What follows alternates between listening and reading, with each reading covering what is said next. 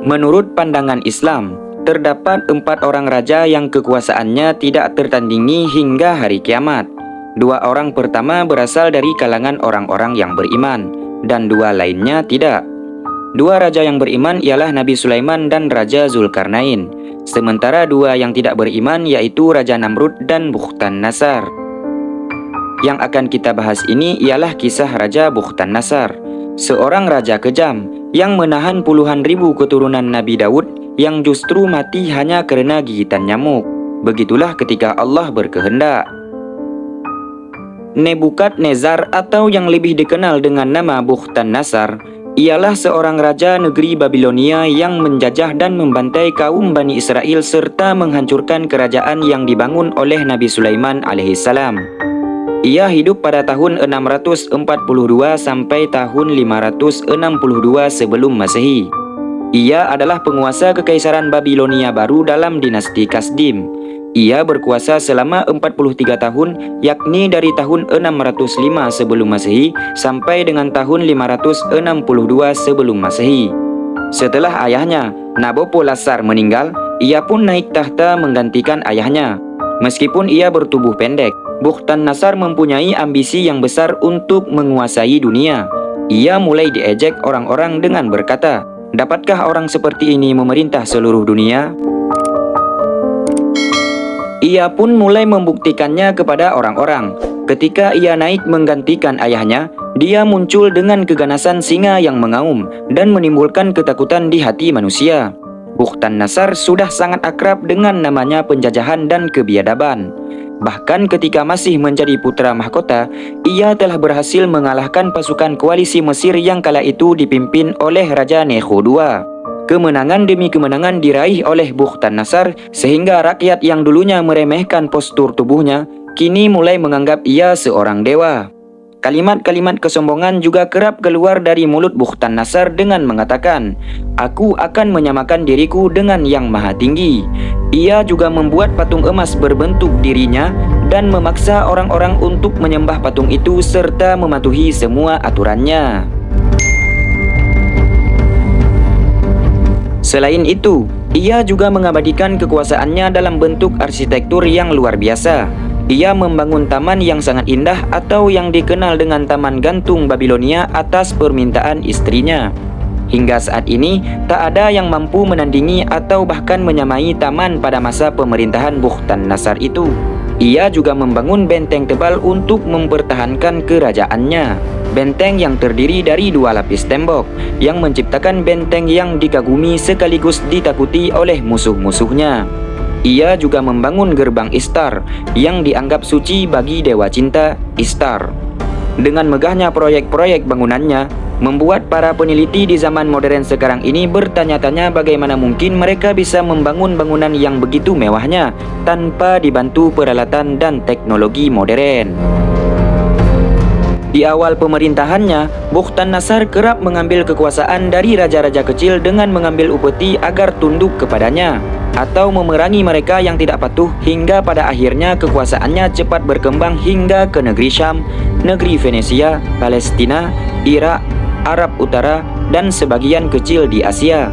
Bukhtan-Nasar juga pernah mengepung kota Yerusalem yang ditempati kaum Bani Israel selama 18 bulan, menjarah dan membakar semua isi Baitul Maqdis, lalu menghabisi ribuan orang-orang Bani Israel termasuk Raja Zedekia.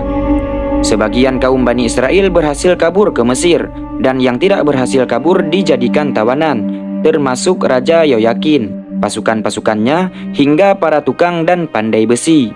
Mereka ditangkap untuk dijadikan tawanan budak di negerinya Babilonia. Hal ini membuat kaum Bani Israel tercerai-berai pada saat itu. Imam Tafsir Ibnu Katsir radhiyallahu anhu dalam kitabnya Qasasul Anbiya mengutip sejumlah riwayat memaparkan menjelang penyerangan Bukhtan-Nasar ke Yerusalem, Allah telah mengirim utusannya di tengah Bani Israel. Sang utusan itu adalah Nabi Armia ataupun Yeremia. Wahab bin Munabih radhiyallahu anhu mengatakan bahwa Allah menurunkan wahyu kepada Armia ketika berbagai macam kemaksiatan melanda di tengah-tengah kehidupan Bani Israel. Tatkala menerima wahyu itu, Armia sempat berkata kepada Allah, "Wahai Tuhanku, Maha suci Engkau dan segala puji hanya bagimu. Engkaulah yang maha tinggi. Apakah engkau akan menghancurkan negeri ini dan wilayah sekitarnya? Padahal negeri ini adalah tempat para nabimu di masa dahulu, dan tempat diturunkannya wahyu-wahyu darimu. Wahai Tuhanku, maha suci engkau, segala puji hanya bagimu. Engkaulah Tuhan yang maha tinggi lagi maha agung. Demi mihrab masjid ini, begitupun masjid-masjid di sekitarnya dan rumah-rumah ibadah yang telah dibangun untuk mengingat dan mengagungkan dirimu. Wahai Tuhanku, maha suci engkau, segala puji hanya bagimu. Engkaulah yang maha agung lagi maha tinggi. Apakah engkau hendak menyiksa umat ini sementara mereka berasal dari keturunan kekasihmu Ibrahim, ibunda Musa, dan kaum Daud pilihanmu? Kemudian Allah Subhanahu wa Ta'ala berfirman, wahai Armia, barang siapa yang bermaksiat dan durhaka kepadaku, maka ia tidak bisa menghindar dan menolak siksaku. Sesungguhnya aku memuliakan mereka, serta para pendahulu mereka itu karena ketaatan mereka kepadaku. Jika mereka durhaka kepadaku, niscaya aku akan turunkan azabku di negeri kaum yang durhaka itu, kecuali jika mereka mendapat rahmat dan kasih sayangku. Sebenarnya Nabi Armia telah menyampaikan risalah Allah kepada Bani Israel. Mereka telah mendengar berbagai macam ancaman azab yang disebabkan oleh kedurhakaan, kemaksiatan, dan kezaliman mereka. Ia bahkan juga menasihati Raja Yoyakin untuk tidak memberontak pada Raja Bukhtan-Nasar. Tapi mereka justru menganggap Armia sudah tidak waras. Tidak berhenti di sini, mereka bahkan menangkap Armia, mengikatnya, dan menjebloskannya ke dalam penjara. Pada saat itulah Allah Subhanahu wa Ta'ala mengirim Bukhtan-Nasar bersama pasukannya ke Yerusalem. Pasukan itu mempunyai kekuatan yang sangat besar. Mereka masuk merajalela di kampung-kampung Bani Israel.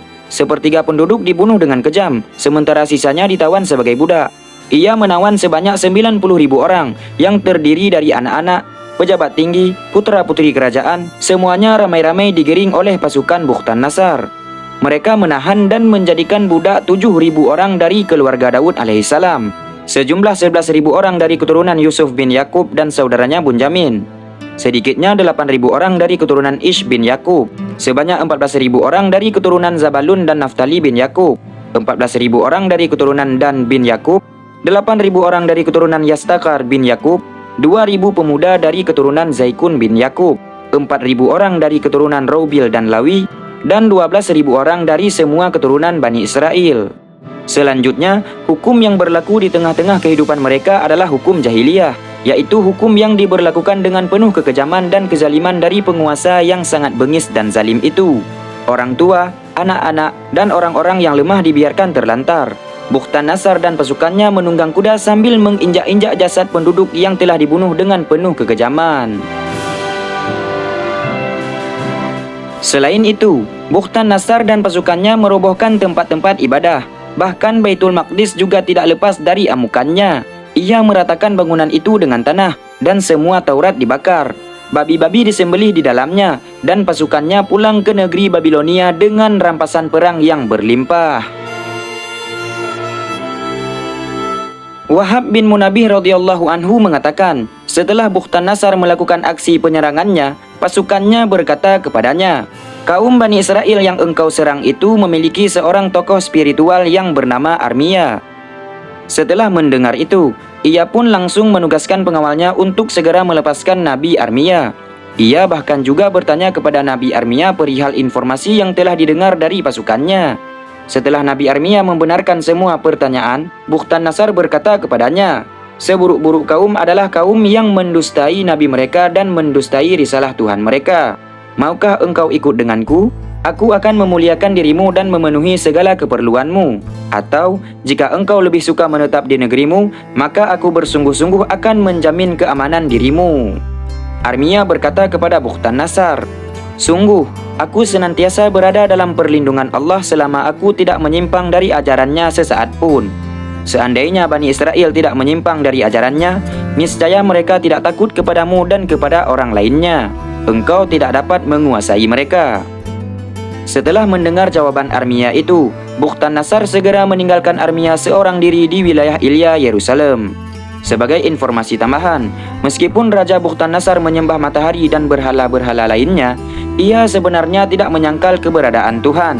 Hanya saja ia enggan untuk mengesahkan Tuhan karena ia berpikir kalau Tuhan telah memberi mandat kepadanya untuk mengatur alam semesta dan mendeklarasikan dirinya sebagai dewa.